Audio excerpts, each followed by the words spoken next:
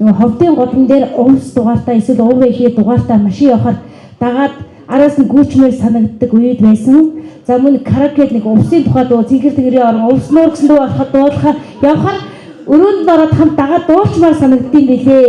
Тийм сэтгэл дайрхан унсан газар ухаан суулгасан ард түмэн та нартаа үргэлжид сайн сайхныг хүсье. За миний би Монголын хөдөө сумд анхны байдаг хувийн дэвшил баг сургалтын зохион үүсгэн байгуулсан үлзигийн охин байгаамаа Улс аймгийн өмнө гол сумын харьяат. Тэгээ боловсролын салбарт аав маань ээж маань насаараа ажилласан мөн манай ихч бас багш манай хүргэн багш ингээд ерөнхийдөө гэр бүлэрээ юм багш хүмүүсээ.